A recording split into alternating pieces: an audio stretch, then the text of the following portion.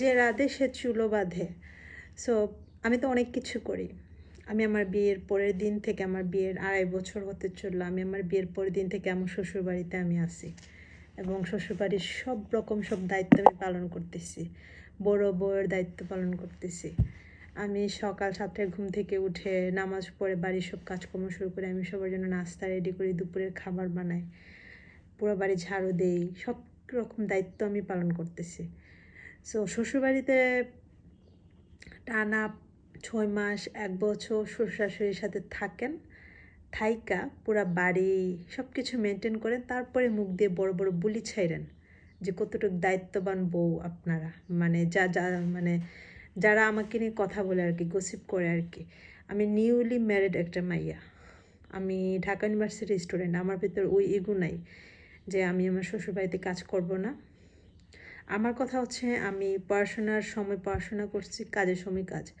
আর যে রাধে সে চুলো বাঁধে, এই কথাটা কেন বললাম?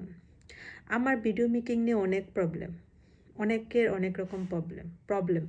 সো অনেকে অনেক কিছু বলতেছে, শুনতেছি। আমার ভিডিও দেখে অনেকে হাসে। আমি কি ভিডিও বানাই যে আপনারা আমার ভিডিও দেখে হাসবেন?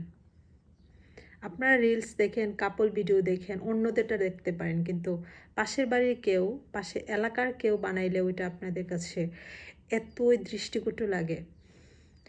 সো নিজে কিছু করেন, নিজে ক্যামেরার সামনে কথা বলার মানে সাহস তৈরি করেন।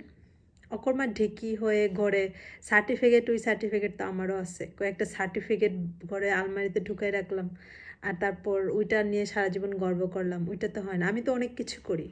আমি আমি তো ঘরে বসে থাকি না। আমি আমি কোনো না কোনোভাবে আমার সময় আমি কাজে লাগাই। আমি পেজে ভিডিও আপলোড করি, আমি ক্রোশেটের কাজ করি, টুপি বানাই, চাদর বানাই, পঞ্চুয়া বানাই, ব্যাগ বানাই। আমার মাঝে অনেক কোয়ালিটি আছে, সেটা আমি জানি।